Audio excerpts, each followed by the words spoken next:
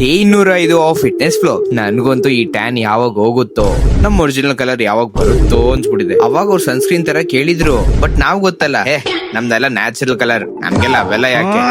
ಮುಚ್ಕೊಂಡ್ ಕೇಳಿದಿದ್ರೆ ಇವೆಲ್ಲ ಆಗ್ತಾನೆ ಇರ್ಲಿಲ್ಲ. ಈ ಚಳಿಗೆ ಮಕ ಮತ್ತೆ ಕೈ ಫುಲ್ ಹೊಡೆದೋಗಿತ್ತು. ನೋಡೋಣ ಅಂತ ನಮ್ ಡಿಪಾರ್ಟ್ಮೆಂಟ್ ಇರೋ ಹುಡುಗಿಗೆ ಒಂದ್ ಲೋಷನ್ ಇದ್ರೆ ಕೊಡ್ರಿ ಎಂದೆ. ಅವರು ಮಖಕ್ಕೊಂದು ಕೈಗೊಂದು, ಇವ್ರು ಬ್ಯಾಗ್ ಅಲ್ಲಿ ಲಿಟ್ರಲಿ ಒಂದು ಕಾಸ್ಮೆಟಿಕ್ಸ್ ಅಂಗಡಿನೇ ಮಡ್ಗವ್ರೆ.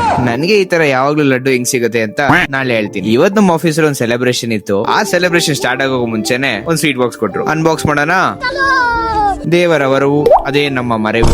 ನೆನ್ನೆ ಕ್ಯಾಂಟೀನ್ ಅಲ್ಲಿ ನಾನು ಚಿಕನ್ ಬಾಕ್ಸ್ ಬಿಟ್ಟೋಗ್ಬಿಟ್ಟಿದೀನಿ. ಇದ್ಯಾ ಅಂತ ಕೇಳ್ದೆ ಅಷ್ಟೇ, ನೋಡಿದ್ರೆ ತೊಳೆದೇ ಕೊಟ್ರು.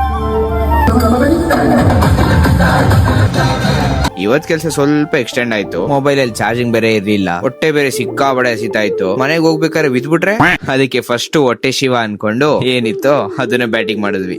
ಇವತ್ತಿಗಿಷ್ಟೇ, ಸಿಗೋ ನಾಳೆ. ಬೋಯ್ ಬೋಯ್.